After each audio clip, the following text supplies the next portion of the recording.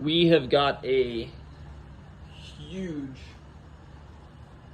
I mean, forget about millennials. The Gen Zers are now queuing up to buy a home. What generation are you? I'm a millennial, born in 93. Okay. So if you guys are... Well, are we live? We're live. Yes. And if you're just queuing in on the conversation, we are talking about 2023 as a realist, like what happened that year. Yeah, today's February 1st, 2024. The January numbers are not out yet in regards to RMLS. So this market update is using December numbers, but it's intentional. Yeah. And so we bring this market update to you, thankfully, with a La Aroma de Cuba cigar. Yeah. So in 2023, we sold historically as a nation there was a very historically low amount of homes that traded hands. If you look at the numbers back 2008, 2009, we were actually just a hair lower than that. And It's a 30-year low. Mm-hmm. The last time that in the nation such few amount of houses closed and sold was in 1993. That was when we sold the exact same number of homes, but this is in an era where there were 80 million less people in the U.S. That's a big deal. Yeah. And one thing to think about is that we are almost in an upside down 2008. Loans are harder to get a hold of. There's a lot less volume. Builders are building a lot less, and prices aren't tanking because of this. They're doing the opposite of all the symptoms that created 2008 are opposite symptoms now. And if 2008 was a housing crisis, we are now in a housing crisis, I think you could say, in that there's a lot of people waiting to make the move. Well, there is pent-up demand. There is pent-up demand, and we need to build. And inventory, we're starting to see that volume tick up. So builders' sentiment is starting to rise. Yes. You see a lot of developments going in, and I think America's starting to wake up and have to meet the demand. Because as I was saying as we started this video, millennials have been waiting, the 26 to 35-year-olds right now. Gen Zers are now next in line. I mean, we've almost skipped a generation of people who are now raising their hand to buy a home, and now there's another generation coming in behind them. So let's talk a little bit about data. I want to compare 2022 year-end inventory 2022 with year-end inventory 2023. Now remember, it was November of 2021 when the rate started to go. No, I'm sorry. It was November of 2021. And that's when the rate started to creep up, right? January of 2022, the rate was at 3%-ish, 3.5, around there. And it ended the year in the high sixes, mid to high sixes, December of 2022. The median sales price for the Portland metropolitan area was $610,000. All right, that's 2022.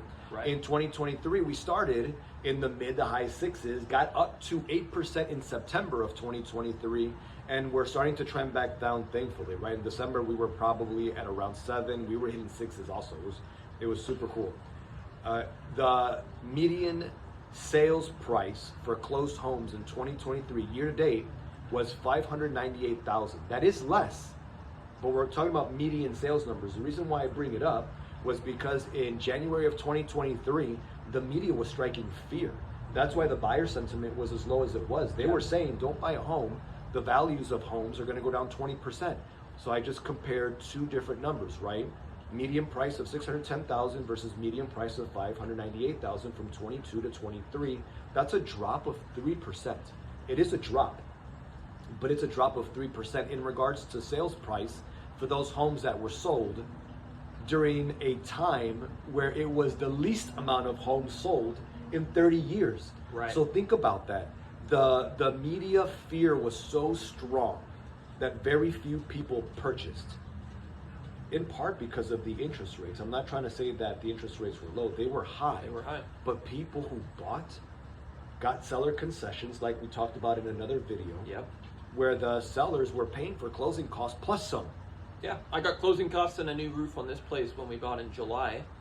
had you bought in the beginning or middle of 2000, the year 2000, we're talking 24 years ago, or maybe it's 2003 I saw this statistic, but regardless, it was about 20 years ago and you were buying at a 6 to 6.5% interest rate, similar interest rate, but your equity would be up, depending on the city, 150, 200%. Yeah. If not more. Yeah, so I guess the main question is, you want to buy. Do you want to buy? And if you're hesitating, why? Why are you hesitating? And that's not a question coming from judgment. It is a question coming from sincere wonder. We are seeing people buying homes still today, because we just talked about our last clients that closed, January 30th, 29th, something like that, of 2024, receiving $22,000 in seller concessions. Yep. There is still opportunity for buyers to get into the home that they thought they couldn't get, at a possibility of getting the seller to pay your closing costs plus some. This is the opportunity to buy. I think that window will be closing soon, sooner than what I thought when we did a video in December, where I thought maybe September. I don't know what's going to happen. I'm curious to see what Q2 looks like in 2024. Yeah, and I mean, the Feds did yesterday put a pause on potentially raising or lowering interest rates in March as the Fed pulls the lever.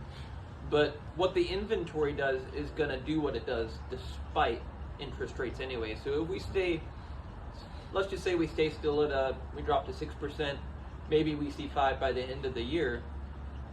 Inventory is going to do what inventory is going to do. Yeah, and I'm going to geek out a little bit. I'm going to geek out because you just mentioned the Fed rate, and this is something that a lot of people don't know. The Fed rate doesn't affect the first position mortgage rate. It doesn't. Fed rate affects car notes, when you buy a car, credit cards. It affects second position mortgages like HELOCs or lines of credit. When the Fed decides to raise or lower the Fed rate, those are the lender, the borrowers, or the money that gets affected right away. First position mortgage rates are controlled by bankers. Bankers see the numbers way ahead before the Fed announces the numbers. Bankers know what the numbers are because they see it in live time. What they don't know is how the Fed's going to respond. And so they hedge their bets, right? They hedge these rates based on what's the Fed going to say. So even though the Fed decided to wait, which I think we all thought the Fed was going to wait, the next time that they're going to decide whether to lower the Fed rate or keep it as is in May. And many people think that the Fed rate will go down either in May or June of 2024. Right, and thus the 5% by the end of the year, because the Feds are slowly going to be making more and more aggressive changes to that rate, and it will not directly affect mortgage rates, but there will be maybe an ambiotic relationship between the two, maybe? Yeah, regardless, this is the time to buy. Let's take advantage of the seller concessions. Let's take advantage of the market. Call us to learn more. I know you're curious. Renee Candler, your mortgage advisor, 971-350-8969. Tim Jackson, 503-957-7981, and I'm with Berkshire Hathaway.